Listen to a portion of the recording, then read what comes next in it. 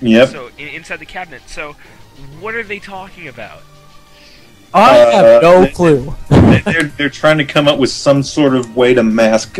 We don't want you to sell this game or buy this game used. I think even GameStop said they weren't going to accept trade-ins until later. Yeah, originally they said they were not going to accept trade-ins of the game, but now they have changed their mind. Money. I'm fairly sure Capcom probably paid them off. I wouldn't be surprised. Yeah, I think the only way you could delete that save is if you go to save it and then corrupt the save data. But you wouldn't know what that would do to the actual game. Well, apparently somebody tried that and it just ruins the game. Wow. Wow. So, yeah, permanent save. Good going, Capcom. So, yeah. Alright, next item. Alright, next item. That one I don't see as being plausible at all. Alright, here we go. Mega Man Universe canceled. Mega Man Legends 3 prototype pushed back and canceled. Mega Man Legends 3 project canceled. Mega Man getting the boot. Let me just go ahead and say, we already talked about Mega Man Legends 3, but Universe, apparently, it kind of sucked. But Universe, I know, was playable. I think last year, you could actually play it on the floor. You could. Stuff.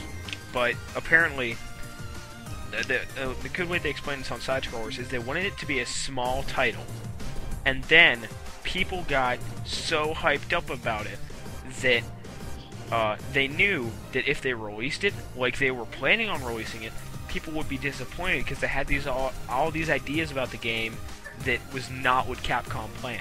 You know what I thought of when you just said that is Duke Nukem Forever. Absolutely. Exactly.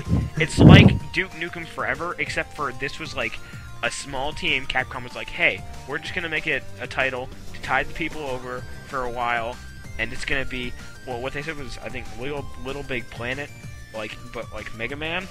Little Big Planet meets Mega Man. Oh, yeah. Boy. But apparently people got all these insane ideas about the game, and they were like, it's going to be the best thing ever, it's going to be the best thing ever. So no matter what, they were going to be disappointed if they released it. So, the way they're thinking of it, I know. Yeah, I accept that reasoning. You know, I understand it. And, you know, it's a good reason, you know, to not release a game because you think it's going to be bad. But if it had reached that point where you could already play it... It had one level. It had one level? Yeah, apparently it just had the remake of the Dr. Wily stage, and that's it for Mega Man 2. Oh, well, never mind, forget my argument.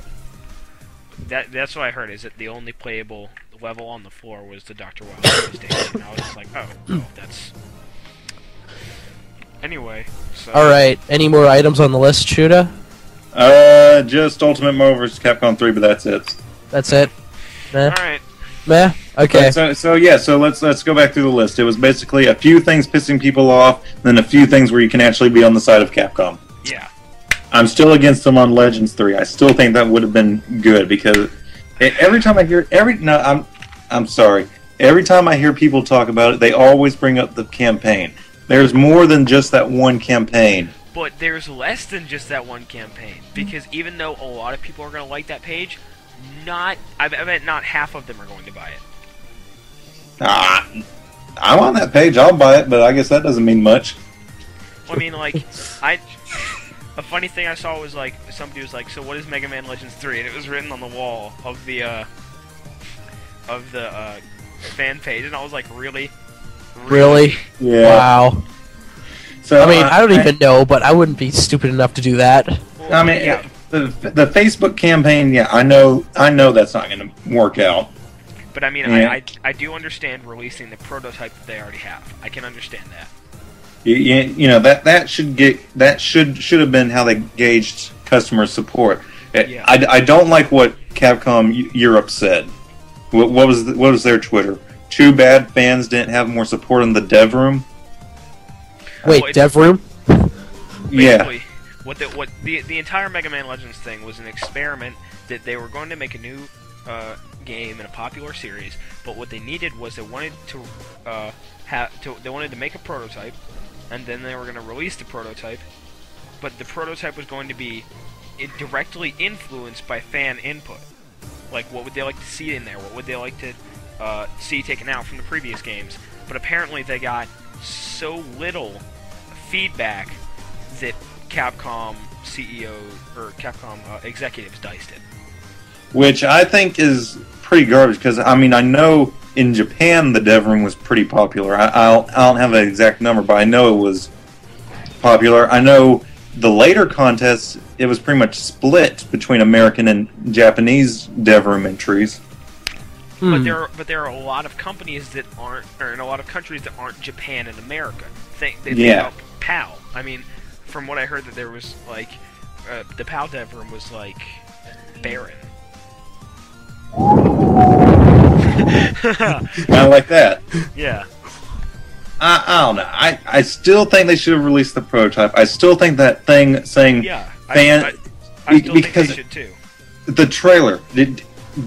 I know you should have seen the initial trailer, right? Yeah, I've seen it. The trailer itself says you do not need to join the dev room. You do not need to participate at all. You can if you want to, but you don't need to.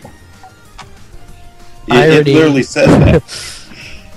When you tell people you don't have to participate, don't turn around and say people didn't participate. That's why we canned it. But see, notice how the person who made the tweet, "Too bad fans didn't participate," was Capcom Europe, where the dev room was empty.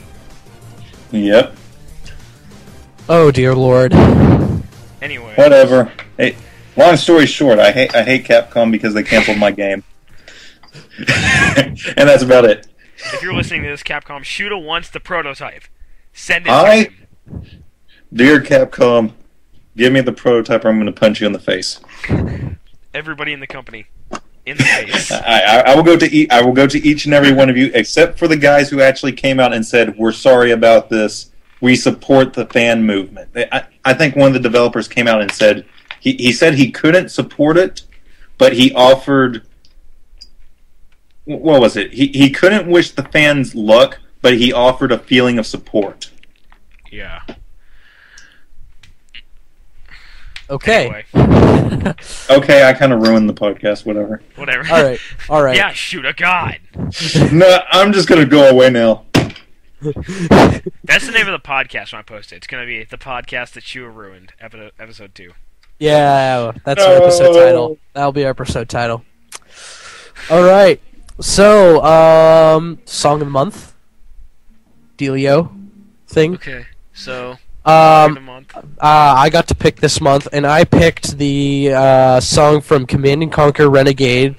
Song's composed by Frank Klepacki, and it's called. Let's see, what is it? Got a Present for Ya. That's it. Oh god, that song was awesome. Yeah, I love that song. I actually first heard the song from a Doom 2 mod called All Out War 2, which is kind of a team-based multiplayer red versus blue. Team Fortress 2. Kind of Team Fortress 2 a little bit. I mean, you've got classes and you've got the classes and the team stuff, but you also have like bases that you have to defend. You have buildings and stuff that you have to keep from the enemy destroying, kind of stuff. And yeah, that's pretty much it. It's pretty fun.